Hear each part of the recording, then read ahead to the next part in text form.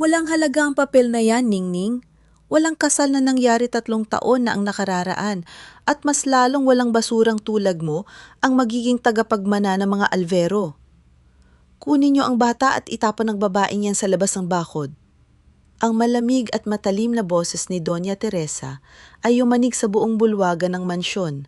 Mas mabilis at mas masakit pa kaysa sa anumang kulog na gumugunaw sa kalangitan ng Quezon ngayong hapon. Kakahawak pa lamang ni Luningning sa basang hawakan ng pinto, ang kanyang dibdib ay pumipintig sa labis na kagalakan habang mahigpit na hawak sa kanyang kanang kamay ang isang puting sobre mula sa kura paroko. Sa loob ng 3 taon, tiniis niya ang lahat ng insulto, ang bawat utos na tulad ng sa isang alila, at ang bawat gabing malamig sa tabi ni Joaquin. Ginawa niya ang lahat ng yon dahil sa utang na loob ng kanyang pumanaw na ama na nagkasakit ng maluba. Ngunit sa araw na ito, kinuha niya ang katibayan mula sa simbahan na ang lahat ng utang ng pamilya Reyes ay matagal ng bayad. Sa wakas, malaya na siya. Sa wakas, maaari na silang magsimula ni Joaquin bilang tunay na mag-asawa, hindi bilang isang Panginoon at isang tagapagbayad utang. Ngunit ang pangarap na iyon ay nawala ng anyo sa loob lamang ng isang saglit. Sa gitna ng malawak na salas na pinalalamut yan ng mga mamahaling orkidya at mga makinang na ilawan, nakatayo si Joaquin. Nakasuot ito ng mamahaling Amerikana at sa kanyang tabi ay isang babaeng nakadamit ng sutlang rosas, si Beatriz Montesilio, ang nag-iisang anak ng pinakamayamang bangkero sa bayan. Hawak ni Joaquin ang kamay ni Beatriz at sa daliri ng dalaga ay kumikinang ang isang malaking singsing na tanso't diamante. Ang mga bisitang nakadamik pormal ay pumakpak, habang ang mga baso ng alak ay nagtatagisan sa isang masayang tagay. Nalaglag ang mga matitigas na hakbang ni Ning sa makintab na sahig na gawa sa nara. Nanginginig ang kanyang boses nang subukan niyang magsalita sa gitna ng katahimikang biglang lumukob sa silid. "Joaquin, ano ang kahulugan nito?" tanong ni Ning, habang ang kanyang mga mata ay pilit na naghahanap ng sagot sa mga mata ng kanyang asawa. "Dinala ko ang sulat mula sa simbahan. Bayad na ang utang ni tatay." "Joaquin, malaya na tayo." Bago pa man makahakbang si Joaquin, mabilis na lumapit si Doña Teresa. Habang nakatingin ng may labis na paghamak, kinipit ng matandang babae ang basang papel mula sa kamay ni Ning. Walang kaunting pag-aalinlangan, pinunit ng matanda ang papel sa kalahati, pagkatapos ay muling pinunit yon ng paulit-ulit hanggang sa maging maliliit na piraso na inihagis sa mukha ni Ning. "Nag-iisip ka ba talaga, Ningning? Ang asul na dugo ng mga alvero ay hindi kailanman hahalo sa putik na isang magsasaka ng niyog. Ang sinasabi mong kasal sa simbahan 3 taon na ang nakararaan? Isang simpleng seremonya lamang yon para patahimikin ang naghihingalo mong ama. Hindi yon ay rehistro sa pamahalaan. Sa mata ng batas, wala kang halaga. Isa ka lang babaeng pinatuloy sa bahay na ito dahil sa awa." Parang may malamig na kutsil, yun na sumaksak sa dibdib ni Ning. Napatingin siya kay Joaquin, umaasang ang lalaking nanghako sa kanya sa harap ng altar ay tatayo at ipagtatanggol siya. Ngunit yumuko lamang si Joaquin. Mabilis nitong iniiwas ang kanyang mga mata, binitiwan ang kamay ni Beatriz, ngunit hindi gumawa ng kahit isang hakbang patungo sa kanyang asawa. "Joaquin, magsalita ka naman." Nagmamakaawang usal ni Ning habang ang unang patak ng luha ay gumulong sa kanyang basang pisingi. "Ang anak natin, si Leo." "Nanay! Nanay!" Isang tinik ng bata ang pumutol sa hangin mula sa ikalawang palapag. Nakakapit ang 4 na taong gulang na si Leo sa mga barandilya ng hagdanan habang mahigpit na hawak ng 2 katulong ang kanyang maliliit na braso. Umiiyak ang bata. Ang kanyang maliliit na paa ay sumisipa sa hangin habang pilit na kumakawala upang makababa patungo sa kanyang ina.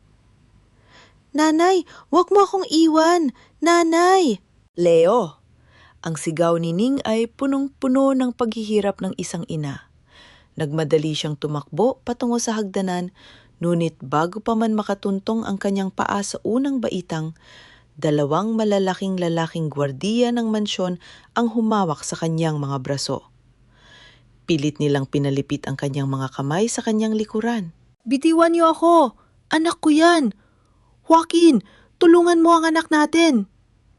Sumigaw si Ning habang napupimiglas ng buong lakas. Ngunit ang kanyang maliit na katawan ay walang laban sa lakas ng dalawang lalaki. Tumingin si Doña Teresa sa mga gwardiya nang may malamig na utos. Ilabas siya. At kung magpapakita pa siya sa paligid ng hasyenda, tumawag kayo ng pulis at ipakulong siya sa kasong pagnanakaw at panliligalig. Si Leo ay isang alvero. Hindi siya lalaki sa kamay ng isang maralita at walang pagmamay-ari. Kalatkad ng mga gwardiya si Ning patungo sa pinto. Ang kanyang mga paa ay sumasadsad sa malambot na kape sa sahig, habang ang kanyang mga kuko ay pilit na kumakapit sa gilid ng pintuan. Sa huling pagkakataon, tumingin siya kay Joaquin. Ang kanyang asawa ay nakatayo pa rin doon, walang kaimik-imik sa tabi ni Beatriz na ngayon ay may nakaplaster na masamang niiti sa mga labi. Inihagis ng mga gwardiya si Ning sa labas ng malaking pintuang bakal ng hasyenda. Bumaon ang kanyang mga tuhod at palad sa basang putik ng kalsada habang ang malakas na buhos ng ulan ay patuloy na pumatpat sa kanyang likod. Ang malaking pintuang bakal ay sumara ng may malakas na tunog ng bakal na parang isang pintuan ng kulungan na naghihiwalay sa kanyang anak. Sa gitna ng putik at dilim, nanginginig ang buong katawan ni Ning sa matinding lamig at sakit. Muhit sa gitna ng kanyang panginginig, naramdaman ng kanyang kanangkangay ang isang maliit at matigas na bagay sa loob ng kanyang palad. Dahan-dahan niyang binuksan ang kanyang kamay. Ito ay isang maliit na bughaw na pindutan. Ang pindutan mula sa paboritong damit ni Leo na napunit nang subukan nitong kumawala sa mga katulong. Inilagay ni Ning ang bughaw na pindutan sa kanyang basang dibdib malapit sa kanyang pumipintig na puso. Ang kanyang mga luha ay humalo sa tubig ulan na dumadaloy sa kanyang mukha. Ngunit sa kanyang mga mata, ang matinding pagkahabag ay dahan-dahang napalitan ng isang malamig at matigas na galit. Hindi siya simpleng iiyak. Hindi siya mamamatay sa putikang ito. Dahan-dahang tumayo si Ning mula sa putik. Inayos niya ang kanyang basang buhok at tumingin ng diretso sa malaking mansyon sa likod ng bakal na bakod. "Kukunin kita ulit, Leo!" Ang bulong ni Ning sa gitna ng kulog. "Kukunin ko ang anak ko at ipapabayad ko sa inyo ang bawat patak ng luha na pumatak sa araw na ito." Ang malamig na simoy ng hangin sa madaling araw ay hindi sapat upang palamigin ang nag-aapoy na sakit sa katawan at kaluluwa ni Ning. Ang kanyang mga damit ay tuyo na, ngunit marumi pa rin mula sa putik ng kalsada, at ang kanyang mga palad ay puno ng mga gasgas na nanggagaling sa kanyang pagkakadapa kahapon. Nung itwala sa mga iyon ang nakakapigil sa kanyang mga hakbang patungo sa maliit na estasyon ng pulisya sa bayan ng San Rafael. Sa loob ng estasyon, ang amoy ng lumang papel, sigarilyo at basang semento ay humahalo sa hangin. Nakaupo si Kapitan Velasco sa likod ng kanyang malaking mesang gawa sa kahoy, habang dahan-dahang humihigop ng kape mula sa kanyang baso. Tiningnan niya si Ning mula ulo hanggang paa nang may malamig at walang pakinggang mga mata. "Kapitan, pakiusap. Kailangan ninyo akong tulungan. Kinuha nila ang anak ko. Si Doña Teresa at si Joaquin, pilit nilang inilayo sa akin si Leo." Ang boses ni Ning ay nanginginig sa matinding pagmamadali habang nakatayo sa harap ng mesa. Dahan-dahang ibinaba ng kapitan ang kanyang baso. Kumuha ito ng isang makapal na folder at inihagis iyon sa mesa. "Luningning Reyes, tama? Bago ka pumunta rito at mag-akusa ng kidnapping laban sa pamilya Alvero, tingnan mo muna ito. May blotter na inihain si Doña Teresa laban sa'yo kagabi pa. Inirereklamo ka nila sa panliligalig, pananakit at sa pagkakaroon ng hindi matatag na pag-iisip na naglalagay sa panganib sa bata. Nanlaki ang mga mata ni Ning sa labis na pagkabigla. Hindi yun totoo. Ako ang ina ni Leo. May karapatan ako sa anak ko. Mayroon ka bang katibayan na kasal ka kay Joaquin? Tanong ng kapitan habang nakatitig ng matalim sa kanya. Mayroon ka bang marriage certificate mula sa local civil registrar? Dahil ayon sa mga papeles ng pamilya Alvero, si Leo ay nakarehistro sa ilalim ng pangalan ng pamilya nila bilang isang batang kinikilala ng ama. Ngunit walang kasal na naganap sa pagitan ninyo.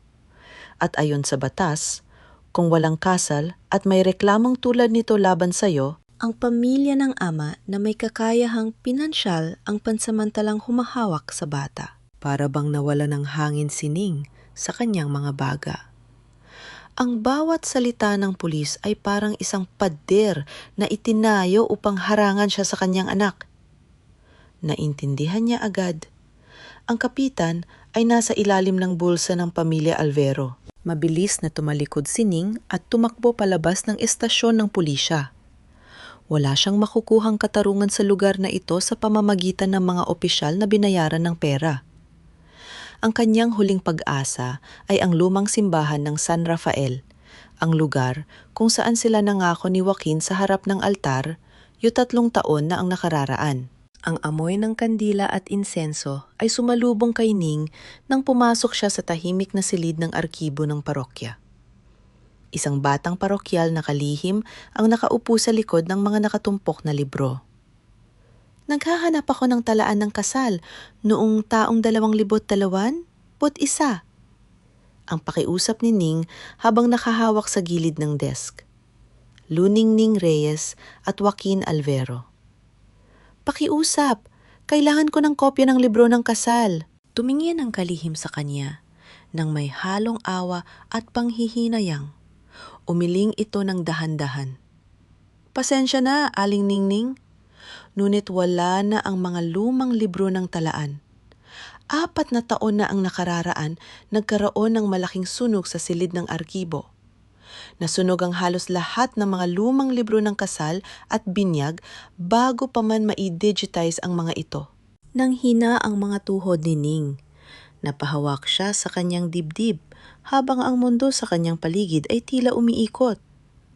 Nasunog? Paanong nasunog ang mga papeles na yon samantalang yun na lamang ang tanging katibayan ng kanyang dignidad at ng kanyang kasal?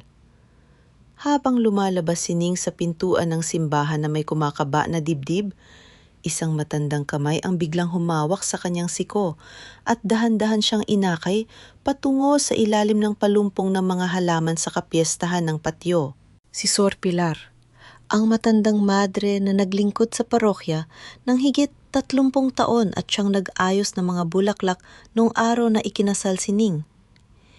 Ningning, anak, ang bulong ng madre habang nakatitingin sa paligid upang siguraduhing walang nakakakita sa kanila.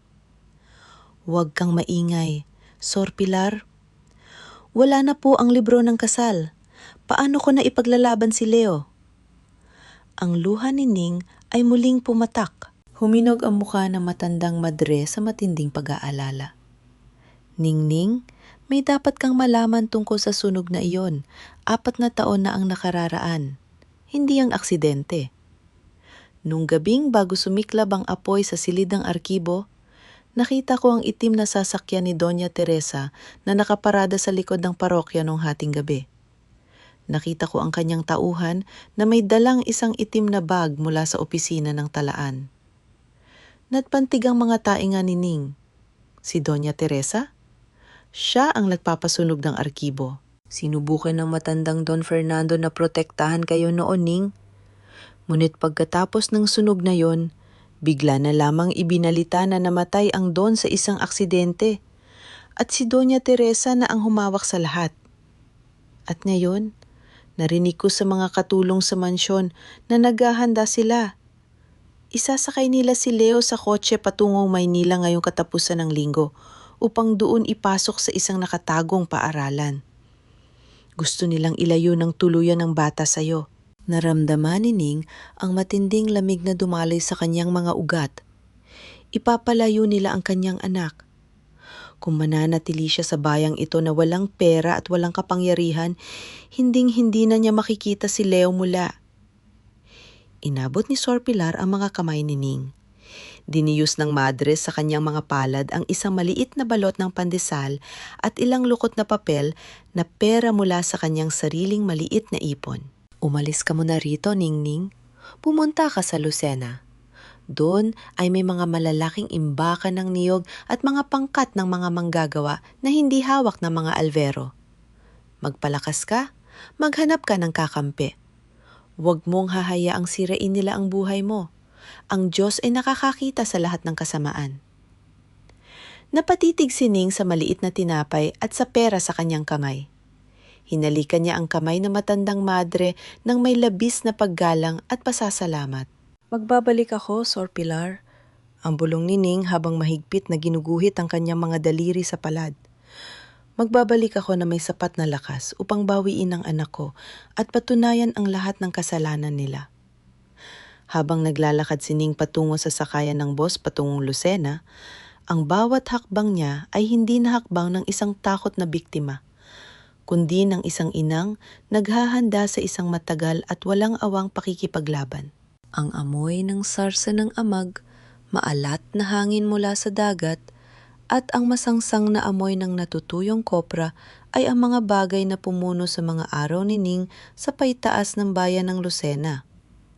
Dito, sa gitna ng malalaking bodega ng niyog kung saan ang mga tao ay nabubuhay sa pamamagitan ng patak ng pawis at lakas ng katawan, nahanap ni Ning ang isang maliit na silid na gawa sa lumang yero at kawayan. Araw-araw, bago pa man sumikat ang araw, nakatayo na si Ning sa gitna ng malawak na palapag ng bodega ng Lucena Coconut Processing.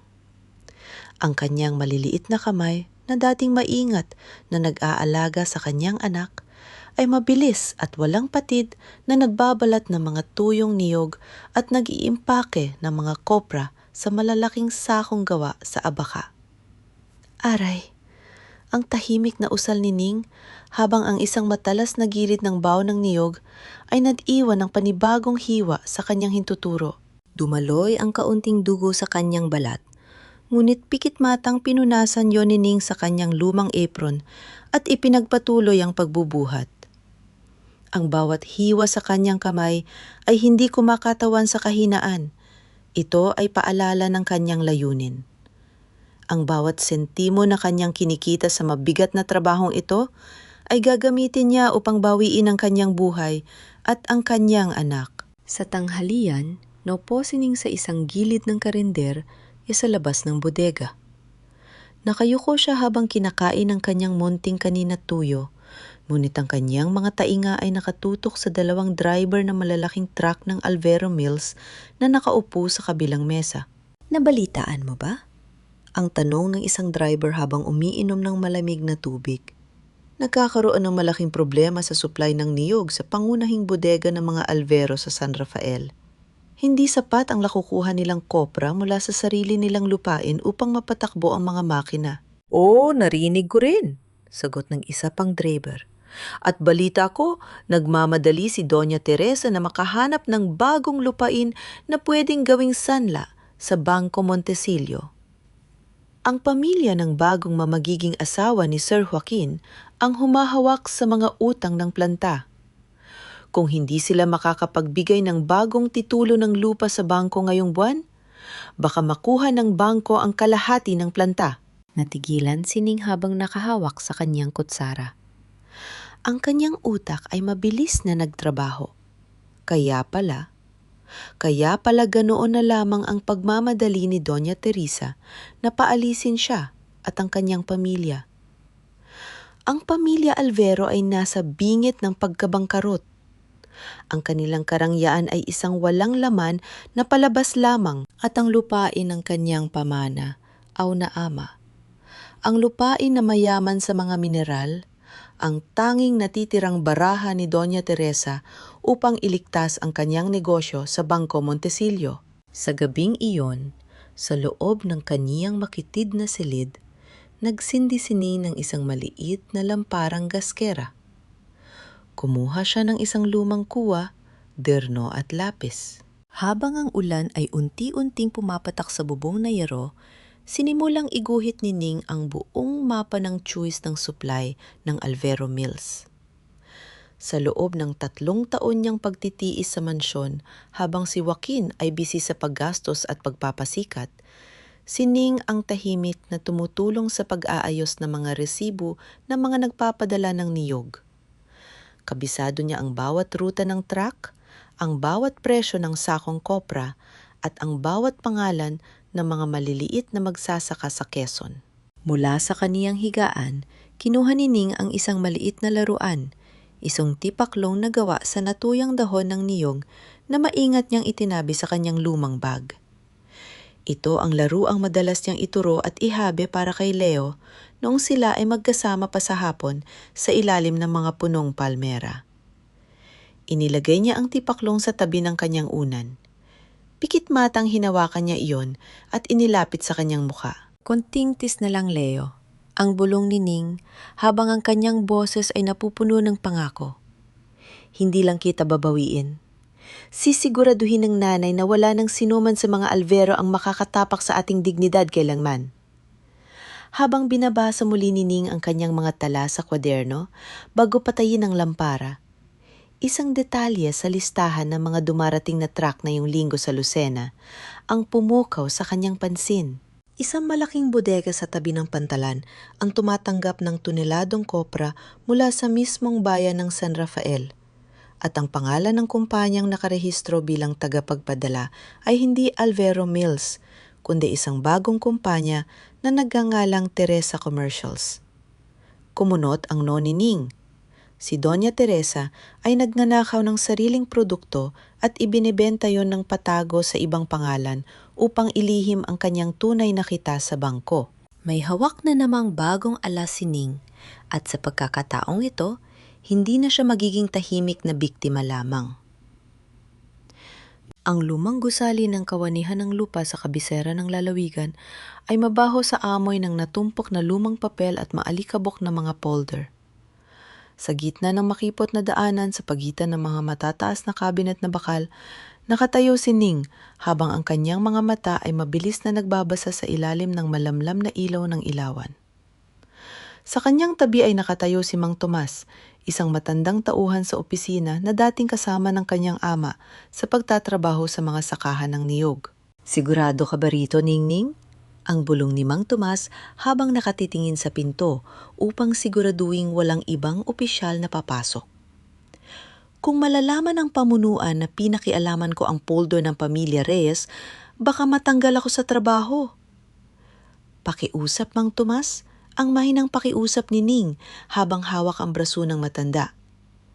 Ito na lang ang tanging paraan upang malaman ko ang katotohanan tungkol sa itinira ng tatay bago siya mamatay. Kinuha ni Mang Tomas ang isang makapal na folder na may markang Reyes Estate, San Rafael, at inilatag yon sa ibabaw ng lumang mesang gawa sa kahoy. Habang binubuklat ni Ning ang mga dilaw na pahina ng dokumento, ang kanyang puso ay nagsimulang tumibok ng mabilis. Sa gitna ng mga lumang papeles ng buwis, nakakita siya ng isang dokumentong may tatak na lihim, ulat ng pagsusuri ng lupa, na ginawa 5 taon na ang nakararaan ng isang kumpanya ng pagmimina mula sa Maynila. Dahan-dahang binasa ni Ning ang mga teknikal na salita sa ulap. Ang 30 hektaryang lupain ng pamilya Reyes sa San Rafael ay hindi lamang simpleng tamnan ng niyog. Sa ilalim ng malambot na lupa nito ay merong napakalaking deposito ng bentonite at kaolin, isang uri ng mahalagang mineral na ginagamit sa paggawa ng mga mamahaling porselana, pampaganda at lalo na sa proseso ng pagpapadalisay ng langis ng niyog sa mga malalaking pabrika. Ang halaga ng mineral sa ilalim ng lupa ng kanyang ama ay nagkakahalaga ng 10-10 milyong piso. Natulala si Ning habang ang kanyang mga daliri ay naninginig sa ibabaw ng papel. 5 taon na ang nakararaan. Iyon ang taon kung kailan biglang nag-alok si Doña Teresa ng malaking pautang para sa pagpapagamot ng kanyang ama. Hindi yon isang gawa ng kawanggawa o awa. Nalaman na ni Doña Teresa ang tungkol sa mineral sa ilalim ng kanyang lupain bago pa man magkasakit ang kanyang ama. Ang buong utang na loob na naging kadena sa buhay ni Ning sa loob ng 3 taon ay isang maingat at tuso na cake master na dinisenyo upang makuha ang lupain ng pamilya Reyes ng halos lebre. Walang hiya. Ang pabulong na usal ni Ning habang ang galit ay bumabalot sa kanyang dibdib. Ginawa nila kaming mga alipin para lamang sa lupang ito. Nang sumapit ang takip silim, sumakay si Ning sa huling biyahe ng jeep pabalik sa bayan ng San Rafael. Naglakad siya ng patago sa mga gilid ng kapaligiran. Iniiwasan ang mga pangunahing kalsada kung saan maaaring may mga tauhan ang mga alvero. Nakatayo si Ning sa harap ng lumang bahay kubo ng kanyang ama. Ang kubo ay sirang-sira na. Ang mga dingding na kawayan ay nakalaylay at ang bubong na pawid ay may mga butas. Ngunit para kay Ning, ito ang tanging lugar kung saan mananatili ang tunay na alaala ng kanyang pamilya. Pumasok si Ning sa loob at lumuhod sa lumang sahig na kawayan. Sa ilalim ng silong sa dulo ng kusina, inalis niya ang 3 piraso ng kawayan na pamilyar sa kanya mula pa noong bata pa siya. Sa ilalim nito, sa gitna ng alikabok at sapot ng gagamba, nakatago ang isang maitim na baul na bakal, ang lumang kahon ng kagamitan ng kanyang ama. Gamit ang isang kalawanging pako, pilit na binuksan ni Ning ang kalawanging trangka ng baul. Sa loob nito, nakatabi ang isang balutan ng plastik na naglalaman ng mga lumang resibo. Kinuha ni Ning ang mga papel at inilapit sa liwanag ng buwan na lumalagos sa butas ng bubong. Ito ay mga opisyal na resibo ng pagtanggap ng aninang niyog na may lagda mismo ni Don Fernando Alvero, ang pamanaw na ama ni Joaquin. Malinaw na nakasulat sa bawat resibo. Natanggap ang 500 sakong kopra bilang huling buong pagbabayad sa utang ng pamilya Reyes. Ang utang ay ganap ng bayad. Ang huling resibo ay may petsang 2 taon na ang nakararaan. Napaipit ang hininga ni Ning habang ang mga luha ay patuloy na gumagapang sa kanyang mga pisngi.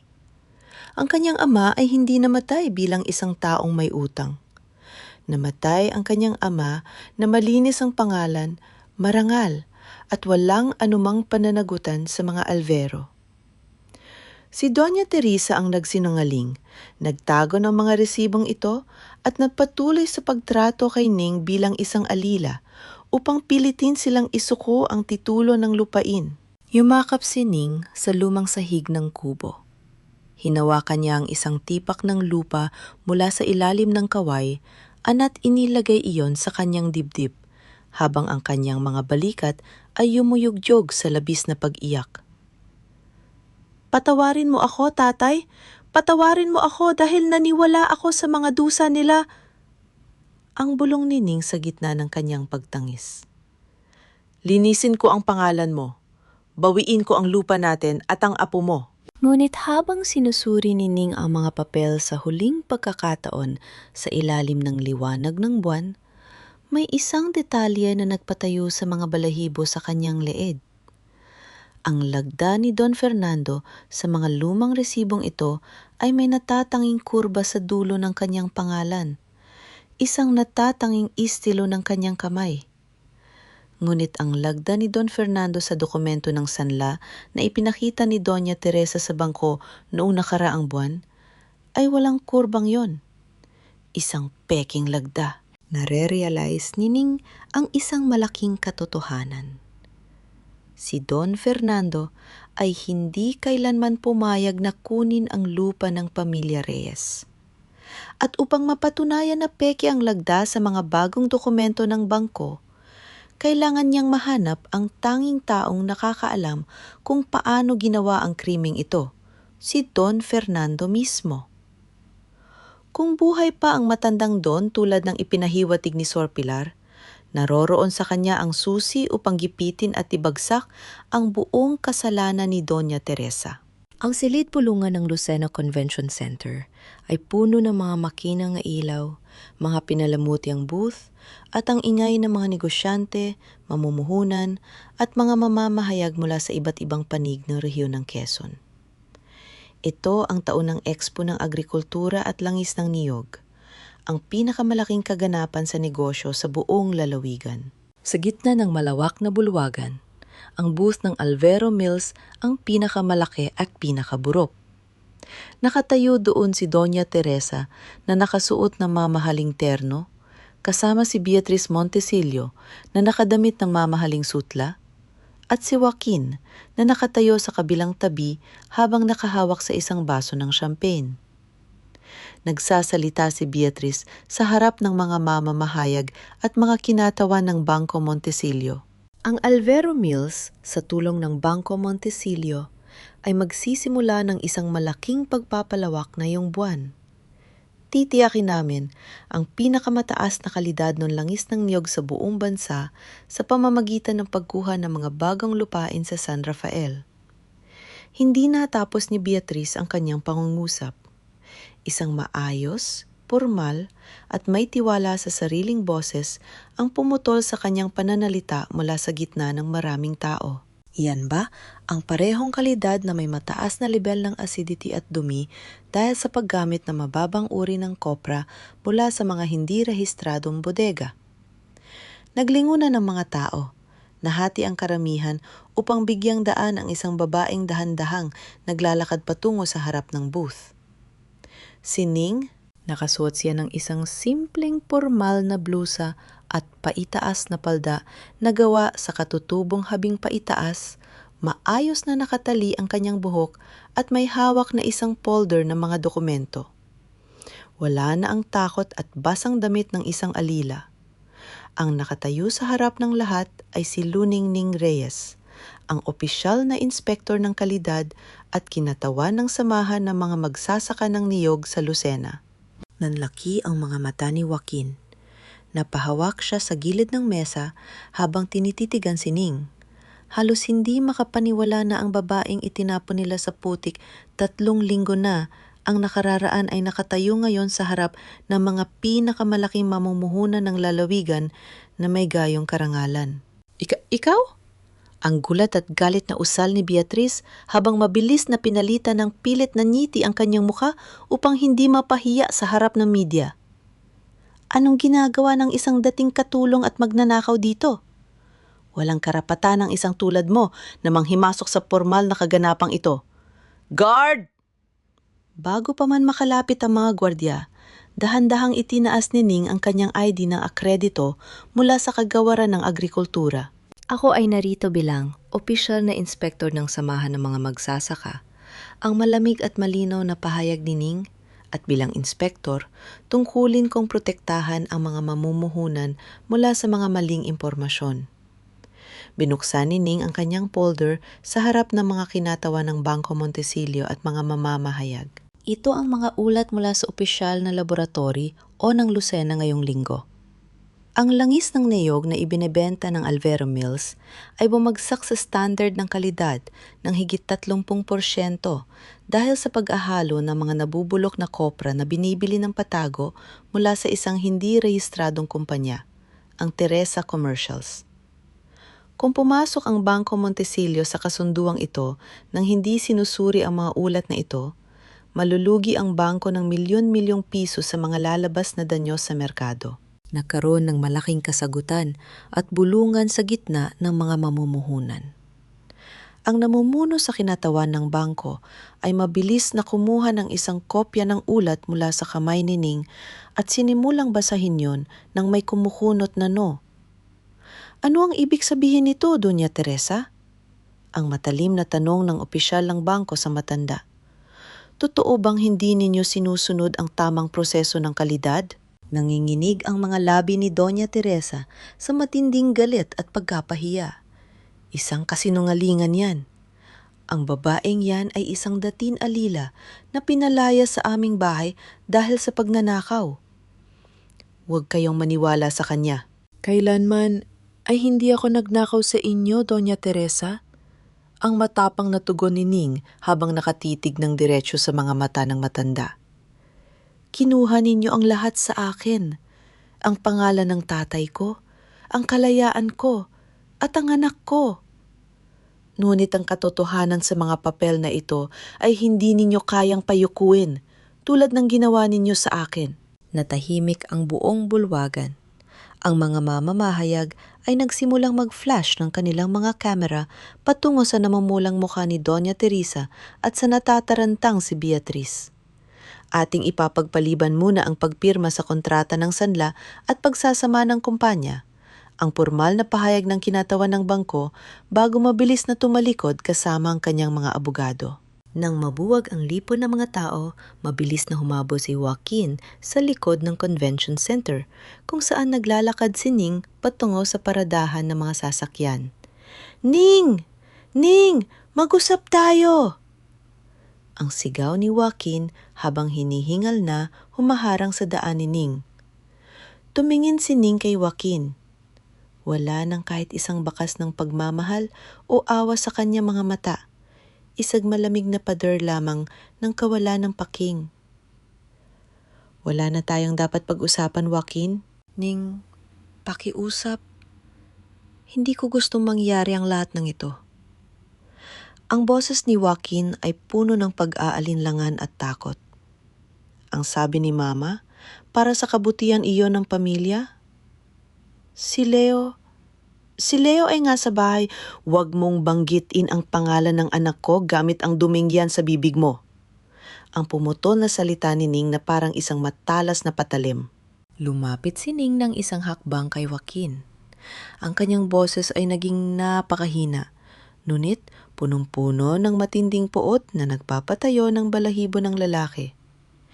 "Ibinenta mo ang sarili mong anak at ang danggal mo para sa isang kasinungalingan, Joaquin. Pero hindi ko hahayawang ibenta niyo rin ang lupang pinaghirapan ng tatay ko. Bawiin ko si Leo at panorin mo kung paano ko gigiba ang lahat ng kasinungalingan na itinayo ng ina mo." Isang itim na sasakyan ng Hoptaksazua ang huminto sa tabi ni Ning. Pumasok si Ning sa loob nang hindi man lang lumingon sa nakatutulala at nakayukong si Joaquin. Habang umaandar ang sasakyan malayo sa convention center, nakita ni Ning sa kanyang rear view mirror si Doña Teresa na nakatayo sa malayo habang may hawak na telpono at may matinding galit sa kanyang mukha. Nalaman na ni Doña Teresa na hindi na siya pwedeng takutin. At dahil dito, gagamitin ng matanda ang kanyang huling at pinakamalupit na sandata, ang kanyang anak na si Leo. Ang gabi sa bayan ng San Rafael ay muling pinalibutan ng isang mabigat na kadiliman. Sa kabila ng tagumpay ni Ning sa convention center, ang kanyang puso ay pinalilibutan pa rin ng matinding pangamba. Alam niyang ang isang taong tulad ni Doña Teresa, kapag nasusukol sa sulok, ay mas lalong nagiging mapanganib at walang kinatatakutan. Isang lihim na mensahe ang natanggap ni Ning mula kay Manang Chayong, ang matandang katulong sa mansyon ng mga Alvero na pinalaking may awa kay Ning. Nakasulat sa maliit na papel, "Pumunta ka sa likod ng gate ng hacienda bago sumikat ang araw. Dinala rito ang bata." Nang walang kaunting pag-aalinlangan, bumiyahe si Ning patungo sa San Rafael sa gitna ng madaling araw. Ang kanyang mga paa ay mabilis na naglakad sa ilalim ng mga punong duwa na sumasayaw sa malamig na simoy ng hangin. Sa likod ng mataas na bakod na bakal ng hacienda, sa ilalim ng malamlam na ilaw ng pader, nakita ni Ning ang isang maliit na anyo. "Leo!" Ang pabulong na sigaw ni Ning habang ang kanyang puso ay parang wawasakin sa matinding labis na pagmamahal at sakit. Nakatayo doon si Leo sa kabilang panig ng bakod na bakal. Ang 4 na taong gulang na bata ay mukhang payat, namumutla, at nakasuot ng malaking damit. Nakahawak ang kanyang maliliit na kamay sa malamig na bakal habang ang kanyang mga mata ay puno ng mga luha. "Nanay?" Ang mahinang tawag ng bata nang makita ang kanyang ina. "Nanay, kunin mo na ako. Ayoko rito. Hanap kita palagi. Lumuhod si Ning sa basang lupa sa labas ng bakod. Ipinasok niya ang kanyang mga daliri sa pagitan ng mga bakal upang hawakan ang malambot at malamig na pisngi ng kanyang anak. Nandito si nanay, anak. Nandito si nanay. Ang hikbi ni Ning habang ginagawaran ng mga halik ang maliliit na daliri ni Leo sa kabila ng bakal. Huwag kang matakot, mahal ko. Hindi ka iiwan ng nanay. Isang matigas na hakbang ng sapatos ang pumutol sa kanyang pananalita. Lumabas mula sa kadiliman ng halalaman si Doña Teresa. Nakasombrero ito at nakabalot sa isang maitim na shawl, habang may hawak na isang folder at isang ballpen sa kanyang kamay. Napakagandang eksena ng pagmamahal ng isang ina, ang malamig at nang uuyam na boses ng matanda. Ngunit ang pagmamahal na yan ay walang halaga kung ang ina ay isang walang terang gala sa kalsada. Inilagay ni Doña Teresa ang folder sa ibabaw ng ledge ng bakod sa tapat ni Ning. Ito ay isang legal na dokumento ng pagtanggi sa karapatang magulang.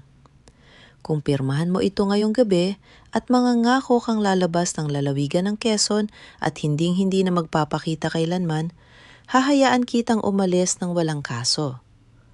Ngunit kung tatanggihan mo ito, inilapit ni Doña Teresa ang kanyang mukha sa bakal. Ang kanyang mga mata ay kumikislap sa matinding kasamaan. Bukas na bukas din, gagamitin ko ang lahat ng aking kakilala sa hukuman at pulisya upang ipasok ka sa kulungan dahil sa kasong pagnanakaw ng mga dokumento ng kumpanya. At habang nabubulok ka sa kulungan, ipapadala ko ang batang yan sa isang nakagagagapos na ampunan sa Maynila sa ilalim ng ibang pangalan. Hinding-hindi mo na siya makikita muli kahit sa kanyang paglaki. Mayroon kang 48 oras upang magdesisyon, Ningning. Naramdaman ni Ning ang matinding galit na parang gustong sumabog sa kanyang dibdib. Gusto niyang dambahan ang matanda at sakaling ito sa pamamagitan ng mga bakal. Ngunit alam niyang kapag ginawa niya yon, matutupad ang banta ng matanda. Tumingin si Ning sa kanyang anak na si Leo na patuloy na umiiyak sa tabi ng matanda. Sa kabila ng matinding sakit at galit, pilit na pinakalma ni Ning ang kanyang sarili. Dahan-dahan niyang ipinasok ang kanyang kamay sa kanyang bulsa at inilabas ang maliit na habing dahon ng niyog na naglalaman ng bughaw na pindutan mula sa damit ni Leo. Sa isang mabilis at maingat na galaw, habang nakatutok ang pansin ni Doña Teresa sa dokumento, isiningit ni Ning ang maliit na bagay sa bulsa ng pait, taas na pantalon ng kanyang anak. Nararamdaman ni Leo ang pamilyar na hugis sa kanyang bulsa. Hinawakan ng bata ang maliit na pindutan at tumingin sa kanyang ina. Sa kanyang maliliit na mata, ang takot ay dahan-dahang napalitan ng isang lihim na pagkakaintindihan. Tumigil siya sa pag-iyak at tumango ng bahagya kay Ning. Hindi ako pipirma sa masamang papel mo, Doña Teresa. Ang malamig at buong tiwalang pahayag ni Ning habang tumatayo mula sa putik. Dahil ang batas ng Diyos at ng tao ay hindi kailanman hahayaang ang isang masamang tulad mo ang maghari sa buhay ng anak ko. Ikinagulat ni Doña Teresa ang katapangan ni Ning. Mabilis niyang hinawakan ang kamay ni Leo at hinatak ang bata pabalik sa kadiliman ng mansyon. Isara mo ang bakod! Ang galit na utos ng matanda sa gwardiya. Habang itinutulak si Ning ng gwardiya malayo sa bakod, mabilis na lumapit si Manang Chayong na kunwari ay tumutulong sa pagtataboy sa kanya. Sa gitna ng kaguluhan, mabilis na isiningit ng matandang katulong ang isang maliit na papel sa palad ni Ning. Umalis ka na, Ning! Pumunta ka sa lugar na nakasulat dyan bago maging huli ang lahat. Ang pabulong na utos ni Manang Chayong bago mabilis na tumakbo pabalik sa loob. Tumakbo si Ning patungo sa ilalim ng ilaw ng post sa kanto ng kalsada. Binuksan niya ang pilit na papel na may mga patak ng pawis at lumang tinta. Nakasulat doon ang isang address sa bundok ng Lukban. St. Clair Nursing Home, Silid 12. Buhay si Don Fernando Alvero. Pumunta ka bago siya ilipat ng gamot. Napaipit ang hininga ni Ning. Ang huling piraso ng palaisipan ay nakahain na sa kanyang harap. Ang malamig na hamog ng kabundukan ng Lutsban ay nakabalot sa lumang gusali ng St. Clair Nursing Home.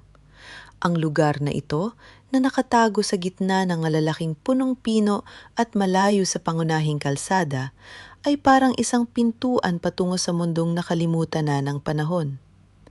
Sa tulong ni Sor Pilar, nakapasok si Ning sa loob ng gusali nang nakasuot ng simpleng kasuotan ng isang katulon sa parokya na nagdadala ng mga panalangin at herbal na gamot para sa mga may sakit.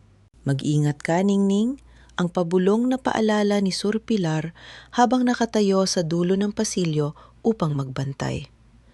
20 minuto lamang ang meron tayo bago magpalit ng revolver ang mga gwardya sa pintuan. Mabilis ngunit tahimik ang mga hakbang ni Ning sa maalikabok na sahig. Ang kanyang mga mata ay mapilis na naghahanap sa mga pinto na may mga lumang numerong tanso. Silid 6, silid 8, silid 10, at sa dulo ng madilim na pasilyo nahanap niya ang silid 12. Ang pinto ng silid na ito ay may kakaibang matibay na trangka na nakakunci sa labas. Isang bagay na hindi ginagawa sa isang karaniwang silid na may sakit. Gamit ng isang maliit na kawayan at alambre na ibinigay ng isang matandang tauhan, maingat na inalis ni Ning ang trangka hanggang sa marinig ang isang mahinang tunog ng bakal. Dahan-dahan niyang itinulak ang pinto. Ang amoy ng gamot, lumang linen at pormalin ay sumalubong sa kanya. Sa gitna ng silid, sa ibabaw ng isang simpleng higaang bakal sa tabi ng bintanang may mga bakal na rehas, may isang matandang lalaking nakahiga. Ang kanyang katawan ay napakapayat. Ang kanyang mga pisngi ay baon sa kanyang muka. At ang kanyang buhok ay puting-puti na. Nakakabit sa kanyang braso ang isang dextrose na dahan-dahang nagpapatak ng likido. Don Fernando? Ang pabulong na usalining habang ang kanyang puso ay napuno ng matinding habag at pagkabigla. Nang marinig ang boses, dahan-dahang gumalaw ang matanda. Ang kanyang ulo ay dahan-dahang bumaling patungo kay Ning. Ang kanyang mga mata, na dating pulo ng lakas bilang dating pinuno ng pamilya Alvero, ay lumaki sa labis na pagkagulat. Ning-Ning? Ang napakahina at garalgal na boses ng matanda, habang ang kanyang tuyong labi ay nanginginig sa pagsasalita. Lumapit si Ning sa tabi ng higaan at lumuhod. Hinawakan niya ang pumayat at malamig na kamay ng matandang lalaki. Ako nga po ito, Don Fernando. Buhay po kayo. Ang mga luha ni Ning ay pumatak sa mga daliri ng matanda. Sabi po nila, namatay kayo sa sunog 4 na taon na ang nakararaan. Isang malaking luha ang gumulong mula sa mata ni Don Fernando. Sa pamamagitan ng matinding pagsisikap, pilit niyang ginalaw ang kanyang kanang kamay upang hawakan ang mga daliri ni Ning. Itinago? Ako ni Teresa? Ang patid-patid na pahayag ng matanda. Noong gabing nagkaroon ng sunog sa arkibo ng simbahan, nalaman ko ang ginawa niya sa ama mo. Sinubukan kong iligtas ang mga libro ng talaan, ngunit pinalo ako sa ulo ng kanyang mga tauhan. Napaipit ang hininga ni Ning. Ang buong katotohanan ay dahan-dahang nagiging malinaw. Inihayag nila na namatay ako sa aksidente at tinala ako rito, pinibigyan ng gamot, upang hindi ako makapagsalita at makatayo. Ang boses ni Don Fernando ay napupuno ng matinding paghihirap. Ngunit, Ning-Ning, bago ako dinala rito, gumawa ako ng paraan. Ano po yun, Don Fernando? Ang mabilis na tanong ni Ning habang lalong inilapit ang kanyang tainga sa labi ng matanda. Ang papilog na kahon ng musika? Ang populitong laruan ni Leo na ibinigay ko noong binyag? Sa ilalim ng 2 palapag ng kahoy niyon, nakatago ang isang opisyal na kasulatan ng paglilipat ng pagmamay-ari. Nanlaki ang mga mata ni Ning. Inilipat ko sa pangalan mo. Ang 51% ng mga kofa ng Alvero Mills, bilang pambayad sa kasalanan ng pamilya ko sa ama mo at sayo. Ikaw ang tunay na may-ari ng planta, Ningning. Ikaw at si Leo. Nanginginig ang buong katawan ni Ning sa labis na pagkabigla. Ang katibayan ng kanyang tagumpay, ang susi upang gibain ang buong kapangyarihan ni Doña Teresa at bawiin ang kanyang anak, ay nakatago sa loob mismo ng laruan ni Leo sa loob ng mansyon. Kinuha ni Don Fernando ang kanyang nanginginig na hintuturo. Gamit ang kanyang natitirang lakas, dahan-dahan niyang isinulat ang dalawang salita sa basang palad ni Ning. Leokasal. Kasal ka sa anak ko sa harap ng Diyos, Ningning. Ang mahinang bulong ng matanda habang pilit na numingiti. Bawiin mo ang lahat. Bawiin mo ang apo ko. Bago pa man makapagsalita muli si Ning, ang malakas na tulob ng sirena ng sasakyan ay biglang pumuto sa katahimikan sa labas ng gusali. Am! Mabilis na bumukas ang pinto ng silid at pumasok si Sor Pilar na may matinding takot sa kanyang muka. Ningning, kailangan na nating umalis. Dumating ang mga itim na sasakyan ng mga Alvero. Nalaman nila na may pumasok sa gusali. Tumingin si Ning kay Don Fernando. Hawak pa rin ng matanda ang kanyang kamay habang tumatango ito sa kanya ng may buong tiwala. Umalis ka na, Ningning. Kumuha mo ang kahon ng Yusika. Iligtas mo si Leo. Ang huling utos ng matanda bago pikit mata ang humiga muli sa kanyang unan. Sa tulong ni Sor Pilar, mabilis na lumabas si Ning sa bintana ng silid patungo sa kagubatan sa likod ng nursing home. Ilang segundo lamang bago pilit na itinulak ng mga tauhan ni Doña Teresa ang pinto ng silid 12. Nakatayo si Ning sa gitna ng malamig na kagubatan habang nakatitig sa kanyang palad. Naroroon pa rin ang naramdamang sulat ng matanda. Mayroon na siyang armas. At ngayon, kailangan niyang pumasok muli sa loob ng pugad ng kanyang kaaway upang kumuha ng kahon ng musika. Everything. Ang kapilya ng San Jose sa Lucena ay tahimik at dimly lit sa ilalim ng mga huling sinag ng buwan. Sa gitna ng mga linya ng lumang upuang gawa sa Nara, nakaupo si Ning habang nakabalot sa kanyang maitim na paitaas na shawl.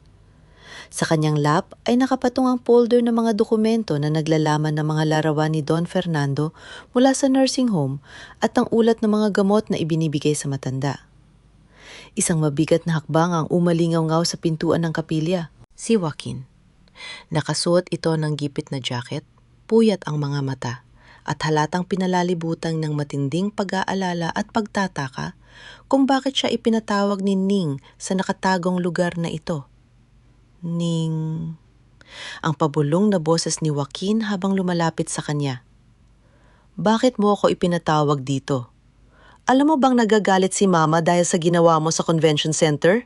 Tumingin si Ning sa kanya. Ang kanyang muka ay walang takot, walang galit, kundi isang malalim at nakapupukaw na awa para sa lalaking naging alipin ng kanyang sariling ina. Inihagis ni Ning ang folder sa ibabaw ng upuan sa tapat ni Joaquin. Tingnan mo yan, Joaquin. Tingnan mo kung anong uri ng pamilya ang ipinagtatanggol mo. Kunot nung kinuha ni Joaquin ang folder. Habang binubuklat niya ang mga pahina, ang kanyang mukha ay mabilis na nawala ng kulay. Nakita niya ang mga opisyal na larawan ng kanyang ama, si Don Fernando, na nakahiga sa isang higaang bakal sa St. Clair Nursing Home. May dextrose sa braso at may mga opisyal na reseta ng gamot na may tatak ng kanyang ina, si Doña Teresa. Ano ito? Ang pautal-utal na tanong ni Joaquin habang ang kanyang mga kamay ay nagsimulang manginig. Namatay si Papa 4 na taon na ang nakararaan. Ang mga abo niya ay nasa mausoleo ng pamilya. Ang mga abo sa mausoleo ay abo ng panggatong, Joaquin. Ang malangig na pahayag ni Ning. Ang tatay mo ay buhay. Isinara siya ng ina mo sa isang nakatagong nursing home sa Lukban. Binibigyan ng gamot na nagpaparalisa sa kanyang katawan upang maging solong tagapamahala ng kumpanya at maibenta ang lupa ng tatay ko. Ang ina mo ang nagpalabas ng balitang namatay siya At ang ina mo rin ang nagpapike ng lagda niya sa mga kontrata sa bangko. Hindi magagawa yun ni Mama. Ang mahinang pagtangi ni Joaquin. Ngunit ang kanyang boses ay pinalilibutan na ng matinding pag-aalinlangan at takot. Tiningnan siya ni Ning ng matalim sa mga mata. Isinuko mo ako at ang sarili mong anak dahil sa paniniwalang ipinagtatanggol mo ang karangalan ng mga Alvero.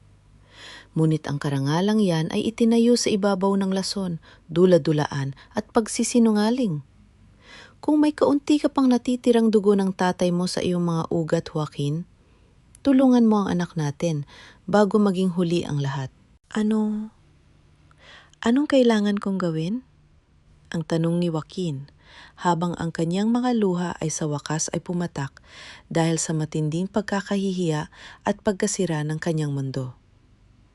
Kailangan ko ang pabilog na kahon ng musika sa silid ni Leo. Ang paboritong laruan niya mula sa tatay mo.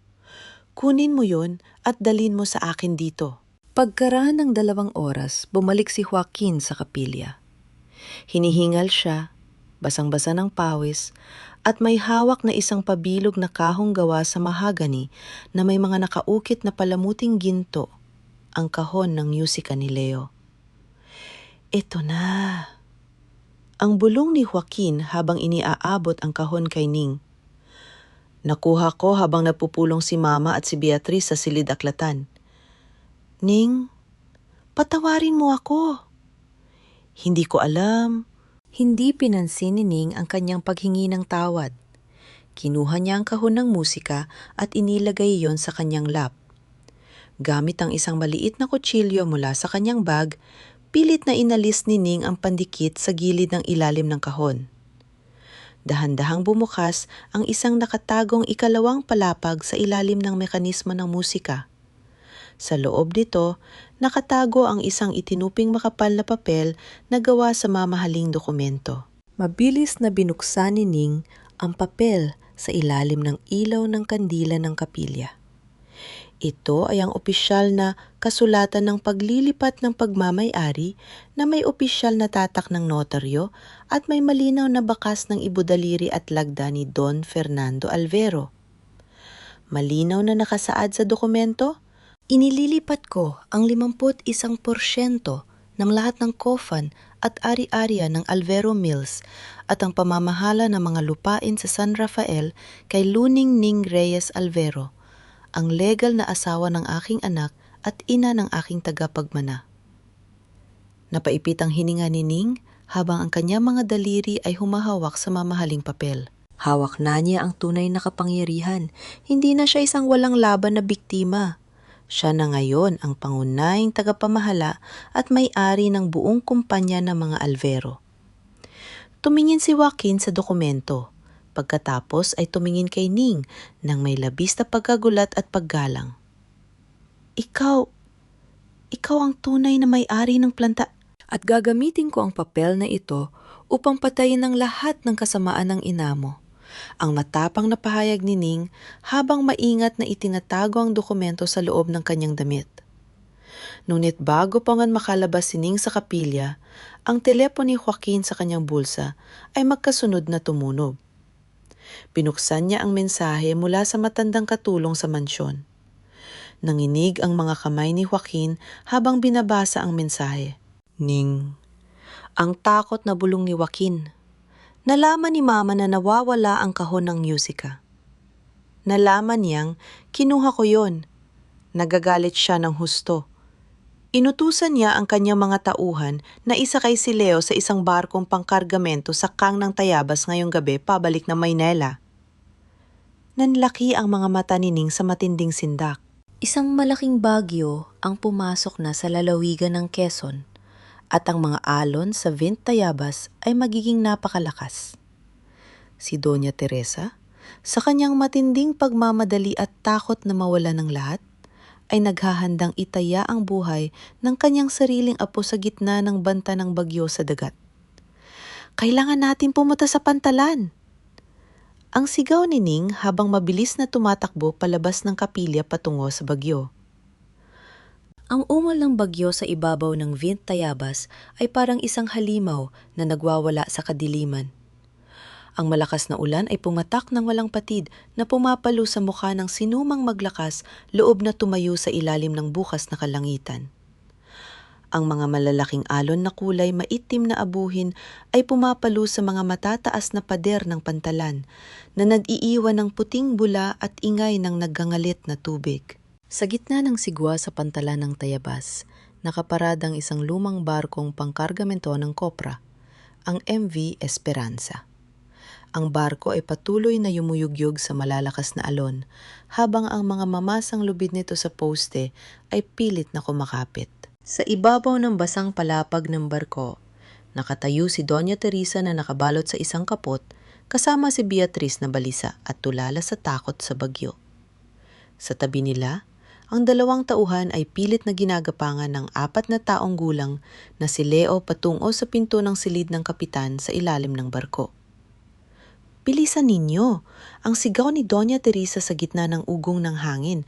Magsimula na kaya maglayag. Huwag ninyong intindihin ang bagyo." "Madre de Dios, Teresa." Ang takot na sigaw ni Beatriz habang nakahawak sa bakal na barandilya ng barko. "Signal number 3 na. Masyadong mapanganib ang pumalaot sa ganitong panahon. Tumahimik ka!" Ang gilit na sigaw ng matanda habang pilit na itinutulak ang kapitan ng barko. "Kung mananatili tayo rito, darating ang pulisya. Mas gusto kong itaya ang lahat sa dagat kaysa mabulok sa kulungan dahil sa babaeng yon." Sa kabilang panig ng pantalan, isang maitim na kotse ang mabilis na huminto. Mabilis na bumukas ang pinto at lumabas si Ning. Ang kanyang mga damit ay agad na nabasa ng malakas na ulan at ang kanyang buhok ay nadikit sa kanyang mukha dahil sa hangin. Ngunit ang kanyang mga mata ay nakatutok lamang sa barko kung saan narinig niya ang mahinang iyak ng kanyang anak. "Leo!" Ang sigaw ni Ning sa gitna ng ingay ng bagyo. Sa likod ng kanyang kotse, huminto rin ang truck ni Joaquin, kasama ang 2 sasakyan ng Kanshatbian na binigyan ng babala ni Joaquin nung patungo sila sa pantalan. "Ning! Huwag kang lalapit! Masyadong mapanganib!" Ang sigaw ni Joaquin habang tumatakbo patungo kay Ning upang pigilan ito. Ngunit hindi nakikinig si Ning. Ang kanyang buong pag-iisip, ang kanyang buong buhay ay nakatali sa kanyang anak na nasa loob ng sumasayaw na barko. Sa ibabaw ng barko, nakita ni Doña Teresa si Ning at ang mga sasakyan ng pulisya. Ang kanyang mukha ay napuno ng matinding galit at pagkabaliw. Inilabas ng matanda ang kanyang telpo at tinawagan si Ning. "Ibigay mo sa akin ang kasulatan ng kofan, Ning-Ning." Ang sigaw ng matanda sa telpo na pumutol sa ingay ng hangin sa tainga ni Ning. "Kung lalapit ang pulisya o kung hindi mo ibibigay ang papel, ipag-uutos ko sa kapitan na ihagis ang anak mo sa gitna ng look." Tumingin si Ning sa barko. Nakita niya si Doña Teresa sa itaas ng palapag habang hawak ang kamay ni Leo sa gilid ng barandilya. "Ibibigay ko ang papel!" Ang sigaw ni Ning pabalik sa telpon. "Nyo, ibibigay ko ang lahat! Huwag mo lang saktan ang anak ko!" Dahan-dahang naglakad si Ning patungo sa gilid ng paddalan. Sa kanyang kamay, inilabas niya ang makapal na folder na naglalaman ng 51% kasulatan ng paglilipat ng pagmamay-ari. "Ito ang papel! Pumasok ako ng mag-isa! Pakiusap, pakawalan mo si Leo!" Habang lumalapit si Ning sa gilid ng pantalan, ang kapitan ng barko, na natatakot na mahuli ng pulisya, ay biglang pinutol ang pangunahing lubid na nakatali sa post. Ang MV Esperanza ay nagsimulang dahan-dahang lumayo mula sa semento ng pantalan patungo sa malalalim na alon. "Hindi!" ang sigaw ni Ning.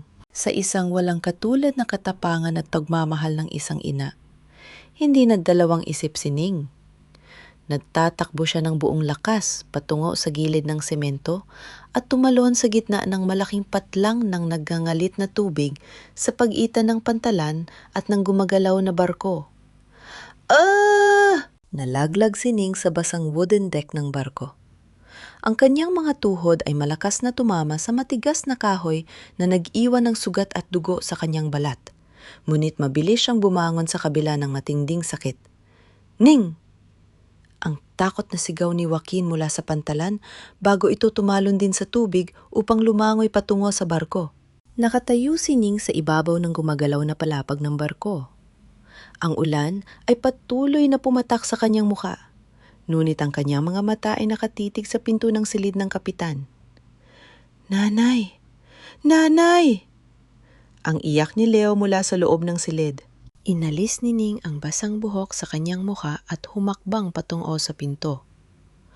Lumabas si Doña Teresa mula sa kadiliman ng pasilyo habang may hawak na isang mabigat na kuntil na bakal sa kanyang kamay. Ang mukha ng matanda ay wala ng anumang bakas ng karangyang dating ipinagmamayabang. Ito ay mukha na lamang ng isang taong nawala na ng matino na pag-iisip. "Hinding-hindi mo makukuha ang batang ito, Ningning!" Ang galit na sigaw ng matanda habang itinataas ang bakal. "Ang kumpanyang ito, ang lupang ito, at ang batang ito ay sa akin!" Bago pa man makahakbang si Ning patungo sa matanda, isang napakalaking alon na may taas na 3 metro ang malakas na tumama sa gilid ng barko. Boom! Ang MV Esperanza ay malakas na gumiling sa kabilang panig. Ang malaking dumi ng tubig ay bumuhos sa ibabaw ng palapag na nagpatumba kay Doña Teresa at kay Beatriz. Sa gitna ng matinding paggiling, isang malakas na tunog ng nababasag na bakalang umalingaw-ngaw mula sa ilalim ng barko. Ang manibela ng barko ay nabasag dahil sa pagtama sa nakatagong batuhan sa ilalim ng tubig. Ang barko ay nawalan ng kontrol at nagsimulang mabilis na dumaan patungo sa matutulis na coral reef ng Vint Tayabas sa gitna ng naggangalit na bagyo. Ang matinding tunog ng nababasag na kahoy at nababaluktot na bakal ay umalingaw sa gitna ng ugong ng bagyo habang ang MV Esperanza ay pilit na sumadsad sa matutulis na batuhan sa dulo ng Vint Tayabas.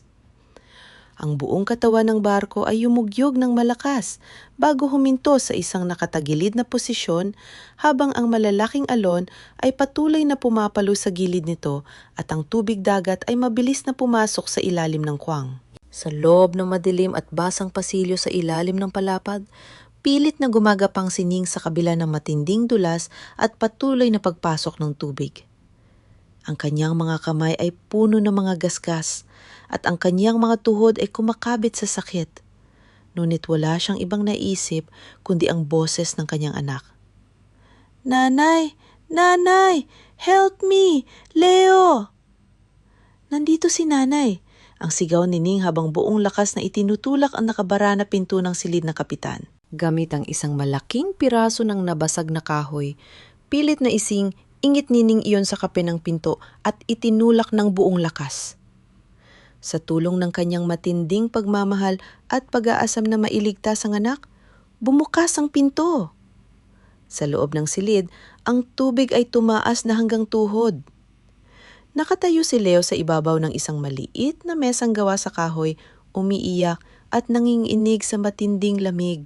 "Leo!" Ang sigaw ni Ning habang mabilis na lumusong sa tubig at niyakap ng napakahigpit ang kanyang anak. Inangat niya ang bata sa kanyang mga braso at isinandal ang ulo nito sa kanyang basang balikat. "Nandito na si nanay, mahal ko. Ligtas ka na." Sa kabilang panig ng pasilyo, bumukas ang pinto at pumasok si Doña Teresa. Ang kanyang kapote ay napunit, ang kanyang buhok ay magulo, at ang kanyang mga mata ay pinalilibutan ng isang nakatatakot na pagkabaliw. Sa kanyang likod, si Beatriz ay umiiyak sa matinding takot habang nakahawak sa pader. "Ibigay mo sa akin ang papel na yan." Ang sigaw ni Doña Teresa habang gumagapang sa tubig patungo kay Ning. Ang kanyang mga kuko ay pilit na umaabot sa waterproof na bag na nakasabit sa leeg ni Ning. "Hindi mo makukuha ang kumpanya ko. Sa akin ang Alvero Mills. Sa akin ang lahat." Bago pa man makalapit ang matanda kay Ning, isang basang kamay ang mabilis na humawak sa balikat ni Doña Teresa at pilit siyang hinatak pabalik. Si Joaquin. Nakapasok siya sa loob ng lumulubog na barko mula sa nabasag na bintana sa gilid, basang-basa at hinihingal habang ang mga luha sa kanyang mga mata ay humahalo sa tubig dagat. "Tama na, Mama!" Ang sigaw ni Joaquin habang mahigpit na ginigipit ang mga braso ng kanyang ina. Tama na! Panuorin mo ang ginawa mo. Halos patayin mo ang sarili mong apo para sa pera at kasinungalingan. Bitiwan mo ako, Joaquin. Ako ang ina mo. Ang galit na sigaw ng matanda habang pilit na kumakawala. Ginawa ko ang lahat na ito para sa'yo. Para sa inaharap mo. Hindi para sa akin ito. Ang pait na sigaw ni Joaquin habang pilit na itinutulak ang kanyang ina pabalik sa ligtas na panig ng pasilyo. Ginawa mo ito para sa sarili mong pagmamataas. Binalot mo ang buhay ko sa kasinungalingan. Tiningnan ko kung paano mo pinalayas ang aswa ko at ang anak ko. At ngayon, papatayin mo pa sila? Sa gitna ng kanilang pag-aaway, ang malakas na ilaw ng isang malaking reflektor mula sa labas ay lumagos sa mga bintana ng barko, kasama ang tulog ng malakas na megapon ng Kanshat Bien. Ito ang Kanshat Bien ng Pilipinas. Itaas ninyo ang inyong mga kamay. Ang barko ay pinalilibutan na. Stay where you are. Sa pamamagitan ng mabilis na aksyon ng mga opisyal ng Kanshat Bien, ang pinto ng Huwang ay pilit na binuksan mula sa itaas. Unang inangat ng mga rescuer si Ning at ang 4 na taong gulang na si Leo patungo sa ligtas na rescue boat, kasama si Sor Pilar na nakatayo sa mabilis na sasakyan at umiiyak sa labis na pasasalamat sa Diyos. Pagkatapos ay isa-isang inilabas mula sa lumulubog na barko sina Doña Teresa, Beatriz at Joaquin. Nang makabalik ang rescue boat sa sementadong semento ng pantalan ng Tayabas, ang bagyo ay dahan-dahan ng kumakalma. Ang silakbo ng ulan ay naging isang mahinang patak na lamang habang ang unang liwanag ng umaga ay nagsimulang lumabas sa silangan. Sa ibabaw ng pantalan nakatayo ang 10 mamamahayag mula sa iba't ibang pahayagan at istasyon ng telebisyon sa Quezon, kasama ang mga matataas na opisyal ng pulisya at ang kapitan ng barangay. Nang makatapak si Doña Teresa at si Beatriz sa semento, 2 opisyal ng pulis ang mabilis na lumapit at pormal na inilabas ang 2 pares ng Kong Sotam, Teresa Alvero at Beatriz Montesilio. Kayo ay inaresto sa ilalim ng utos ng hukuman dahil sa mga kasong pagkulimbag ng mga dokumento, pagnanakaw ng ari-arian, kidnapping ng bata at pagsubok sa pagpatay. Ang pormal na pahayag ng Siatreong sa harap ng lahat ng kamera. Isang malaking flashes ng liwanag mula sa mga kamera ang bumalot sa mukha ni Doña Teresa. Bitiwan ninyo ako. Ang histerikong sigaw ng matanda habang ang kanyang mga kamay ay pinipingot ng bakal. Hindi ninyo ako pwedeng hulihin. Ako si Doña Teresa Alvero. Ako ang pinakamayamang babae sa San Rafael. Joaquin, sabihin mo sa kanila. Sabihin mo kung sino ako. Ngunit si Joaquin ay nakatayo lamang sa tabi. Nakayuko ang ulo, habang ang kanyang mga mata ay puno ng matinding paghihirap at kahuyan. Wala na siyang anumang salita upang ipagtanggol ang kanyang ina. Si Beatriz ay umiiyak ng malakas habang itinutulak ng mga pulis patungo sa loob ng sasakyan ng pulisya. Ang kanyang pangarap na maging punyan ng Alvero Mills ay nagwakas sa isang malamig na bakal ng Kong Sotam at isang malaking kahiyahiya sa buong lalawigan. Nakatayo si Ning sa gitna ng pantalan, nakabalot sa isang tuyong kumot na ibinigay ng mga rescuer habang karga-karga si Leo sa kanyang mga braso. Dahan-dahang binuksan ni Leo ang kanyang maliliit na mata. Tumingin ang bata sa kanyang ina, pagkatapos ay ipinasok ang kanyang maliit na kamay sa kanyang bulsa at inilabas ang pamilyar na bughaw na pindutan. Nanay. Ang mahinang bulong ng bata habang ipinapakita ang pindutan. Hindi ko nawala ang pindutan na ibinigay mo. Tinago ko ito para sa'yo. Napaluha si Ning. Iniyakap niya ng napakahigpit ang kanyang anak at hinalikan ng basang nito habang ang kanyang mga luha ay patuloy na gumagapang sa kanyang pisingi. Mga luhang hindi na ng sakit o dusa, kundi ng tagumpay at labis na kagalakan ng isang inang nagwagi sa kanyang pakikipaglaban.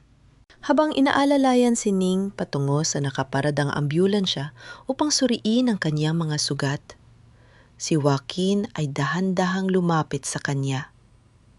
Lumuhod ang lalaki sa basang semento sa harap ni Ning, habang ang kanyang mga kamay ay nakataas sa paghinginang tawad. "Ning, patawarin mo ako!" Ang pait na hikbi ni Joaquin. "Maling-mali ako. Pakiusap, bigyan mo ako ng pagkakataong maging tunay na ama kay Leo." "Pakiusap, bumalik ka sa akin." Tumingin si Ning kay Joaquin. Wala na ang galit sa kanyang mga mata. Isang malalim na katahimikan at katotohanan na lamang ang natira. Dahan-dahan niyang inilabas mula sa kanyang bulsa ang kanyang lumang lalagyan ng singsing at inilagay ang kanyang lumang simpleng-simplesing sa paitaas na palad ni Joaquin. Hindi ko na kailangan ng tawad mo, Joaquin. Ang malamig at may karangalang pahayag ni Ning. Pinapatawad kita bilang tao upang mapalaya ko ang sarili ko sa sakit. Ngunit ang kasal natin ay patay na. Patay na tulad ng mga kasinungalingan ng pamilya mo. Si Leo ay lalaki sa piling ng isang inang nagtanggol sa kanya at hindi sa piling ng isang lalaking walang lakas ng loob na tumayo para sa katotohanan. Pumasok si Ning sa loob ng ambulansya kasama si Leo at isinara ang pinto na nag-iiwan kay Joaquin na nakaluhod sa basang semento, umiiyak ng nag-iisa sa gitna ng naghihingalong bagyo. 6 na buwan ang mabilis na lumipas. Ang bulwagan ng hukuman sa lungsod ng Lucena ay puno ng mga tao mula sa iba't ibang bayan ng Quezon. Ang mga magsasaka ng niyog na may mga kamay na sansui sa pagtatrabaho, ang mga madre mula sa parokya at ang mga mamamahayag ay nakatutok ang lahat ng mata sa itaas ng mesa ng hukom. Nakatayo si Doña Teresa sa gitna ng silid ng hukuman. Wala na ang kanyang mamahaling terno at mga gintong alaas. Nakasuot na siya ng orange na kasuotan ng bilanggo.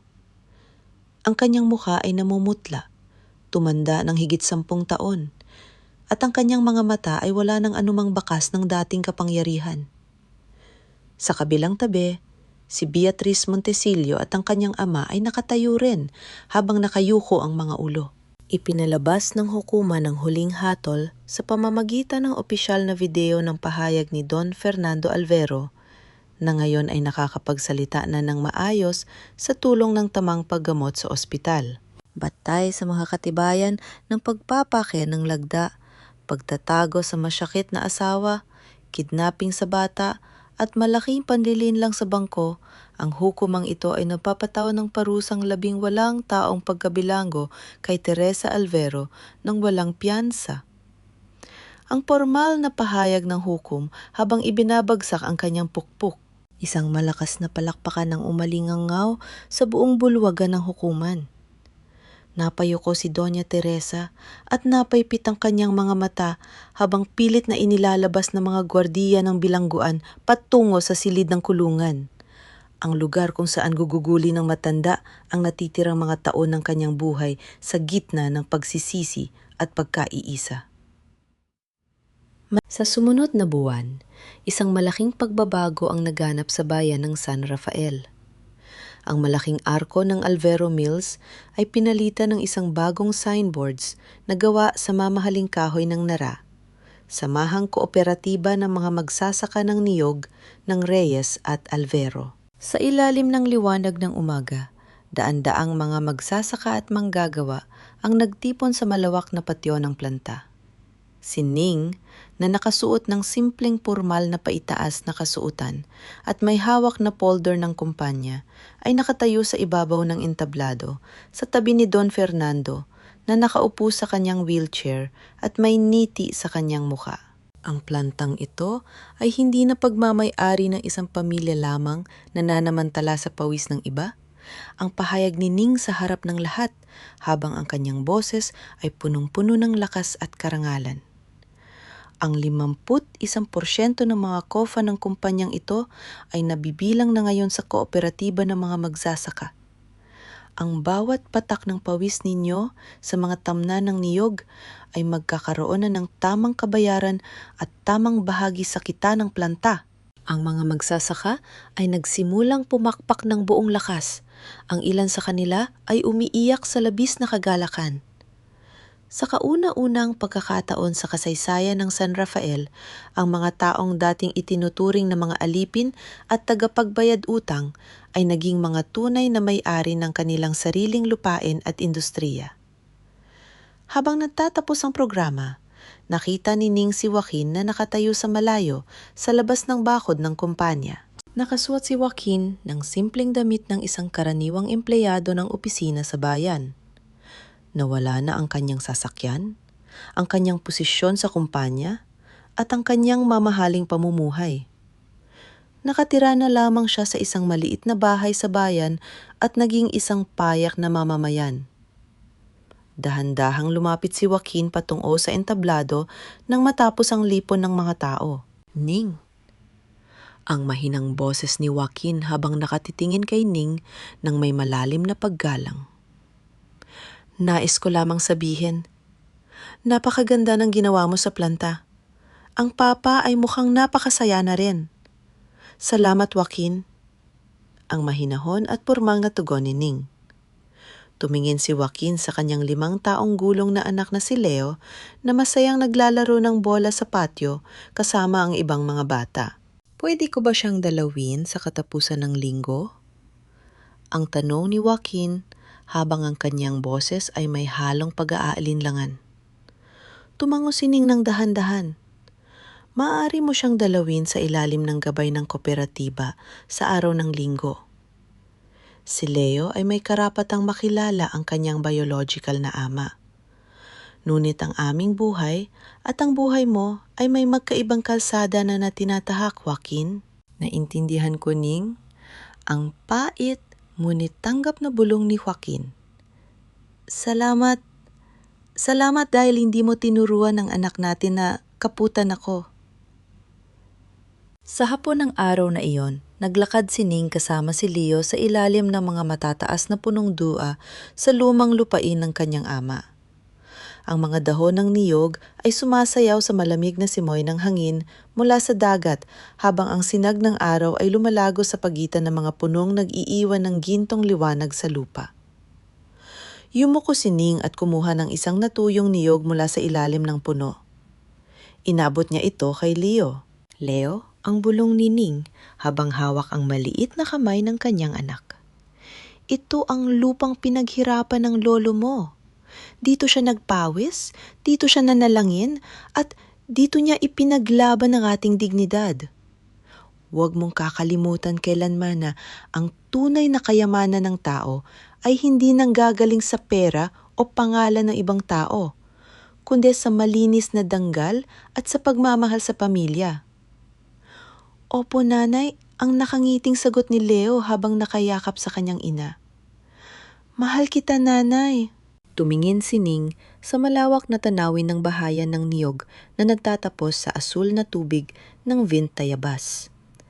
Ang utang na loob na dating naging kadena sa kanyang buhay ay napalitan na ng isang malayang bukas. Si Luningning Reyes ay hindi na ang takot na babaeng lumuluha sa putik. Siya ay isang inang nagwagi, isang pinuno ng kanyang bayan, at isang babaeng may buong karangalan na nakatayo sa ilalim ng sarili niyang kalangitan. 2 taon ang mabilis na lumipas matapos ang malaking bagyo sa Vintayabas. Ang bayan ng San Rafael ay hindi na ang lumang bayan kung saan ang mga magsasaka ng niyog ay nabubuhay sa ilalim ng takot at utang. Ang samahang kooperatiba ng Reyes at Alvero ay naging pinakamalaking tagagawa ng organikong langis ng niyog sa buong katimugang Luzon. Sa pamumuno ni Ning, ang kooperatiba ay nagtayo ng sariling paaralan para sa mga anak ng mga magsasaka, isang libreng klinika, at mga maayos na bahay para sa mga manggagawa. Sa malawak na beranda ng bagong bahay, pasyalan sa gitna ng halamanan ng dua, nakaupo si Don Fernando sa kanyang wheelchair. Ang kanyang muka ay malusog na, may kulay ang mga pisngi, at may malaking ngiti habang pinapanood ang 7 taong gulang na si Leo na masayang nagpapatakbo ng kanyang sariling gawa na saranggola sa ilalim ng asul na kalangitan. Sa kanyang tabi, si Sor Pilar ay dahan-dahang umiinom ng mainit na tsaang luya habang nagdarasal ng kanyang rosaryo. Ang Diyos ay tapat sa kaniyang mga pangako, Don Fernando, ang pabulong na pahayag ng matandang madre habang nakatitingin sa mga batang naglalaro. Ang pait ng kahapon ay pinalitan niya ng masaganang bunga. Tumango si Don Fernando ng may matinding pasasalamat. Si Ningning ang nagligtas sa pamilyang ito. Hindi ang aming pera o ang aming pangalan, kundi ang kanyang malinis na puso at matibay na danggal. Sa kabilang panig ng lalawigan, sa loob ng pambansang bilangguan ng mga babae sa Maynila, ang mga araw ay lumilipas ng mabagal at malamig. Si Doña Teresa ay nakaupo sa tabi ng maliit na bintanang may rehas, nakatitig sa walang kulay na pader. Wala na ang kanyang mga mamahaling alahas, wala na ang kanyang mga kasambahay, at wala na ang mga kaibigan sa mataas na lipunan na dating nakapaligid sa kanya. Si Joaquin na lamang ang natitirang dumadalaw sa kanya 12 beses sa isang taon. Isang anak na patuloy na nagdarasal para sa pagsisisi ng kanyang ina. Si Beatriz Montesilio at ang kanyang pamilya, matapos mabayaran ang malaking danyos sa bangko at matapos ang kanilang parusa sa bilangguan, ay tuluyang lumisan ng bansa upang magtago sa kahiyahiya. Sa itaas ng burol na nakatutok sa asul na tubig ng Vint Tayabas, nakatayo si Luningning Reyes. Ang hangin mula sa dagat ay dahan-dahang nagpapagalaw sa kanyang mamahaling paitas na damit. Wala na ang mga sugat sa kanyang mga kamay. Wala na ang takot sa kanyang mga mata. Ang nakatayo doon ay isang babaeng may buong tiwala sa sarili. Isang matagumpay na pinuno ng komunidad at isang inang nagtagumpay sa pinakamalaking pagsubok ng buhay. Lumapit si Leo sa kaniyang tabi at hinawakan ang kaniyang kamay. Nanay, ang tanong ng bata habang nakatingin sa malalaking barkong pangkargamento sa malayo. Dito ba tayo titingin palagi? Tumingin si Ning sa kanyang anak, pagkatapos ay yumuko at hinalikan ang buhok nito. Dito tayo titingin, Leo, dahil sa dulo ng dagat na yan, ipinapaalala sa atin na kahit gaano kalakas ang bagyo, ang liwanag ng araw ay palaging babalik para sa mga taong marunong lumaban ng may katotohanan at pagmamahal. Inilagay ni Ning ang kanyang kamay sa kanyang dibdib. Naroroon pa rin ang maliit na bughaw na pindutan, hindi na bilang tanda ng sakit o paghihirap, kundi bilang simbolo ng walang katapusang lakas ng isang ina. Ang kwento ng kanyang sakripisyo ay hindi na kwento ng isang biktima. Ito ay kwento ng tagumpay ng karanghalan, ng pag-ibig sa pamilya at ng isang bagong umaga na hinding-hindi na muling magdidilim kailanman. Nang dahan-dahang, humupa ang mga alon sa Vint Tayabas at sumikat ang bagong umaga sa mga taniman ng niyog. Naitayo rin ni Ning ang isang buhay na puno ng karangalan at kalayaan. Mga mahal kong tagapakinig, maraming salamat sa paglalakad kasama ko sa bawat hakbang ng mahabang paglalakbay na ito. Habang isinasalaysay ko ang kwentong ito, pumatak din ang aking mga luha, lalo na sa eksenang iyon nang itapon si Ning sa gitna ng basang putik habang hawak lamang ang maliit na bughaw na pindutan mula sa damit ng kanyang anak. Sa totoong buhay, napakaraming mga ina sa ating paligid ang tulad ni Ning, mga babaeng humaharap sa pait ng pagtataksil at kawalan ng katarungan. Ngunit patuloy na tumatayo ng matatag para sa kanyang mga anak. Ang kwentong ito ay iniyalay ko para sa inyong lahat, hango sa mga totoong sugat at katatagan ng buhay. Ang buhay ng tao ay parang isang matigas na bao ng niyog. Kailangan mo muna itong alisan ng maruming sabit at basagin ang matigas na balat upang lumabas ang malinis at dalisay na laman sa loob. Ang mga pagsubok at pait ng nakaraan ay hindi binuo upang sirain ka, kundi upang ilabas ang iyong tunay na halaga at karangalan. Sa inyong tingin, tama ba ang naging desisyon ni Ning na hindi na muling tanggapin si Joaquin sa kanyang buhay kahit nakiusap ito? O naniniwala kayo na mas maganda sanang binigyan niya ito ng ikalawang pagkakataon para sa pamilya? Saan man kayo naroroon ngayon, habang nagluluto sa kusina, habang nakasakay sa jeepney pagkatapos ng isang mahabang araw ng trabaho, o habang nagpapahinga sa tabi ng inyong mga mahal sa buhay. Ipagdasal ko ang inyong kapayapaan.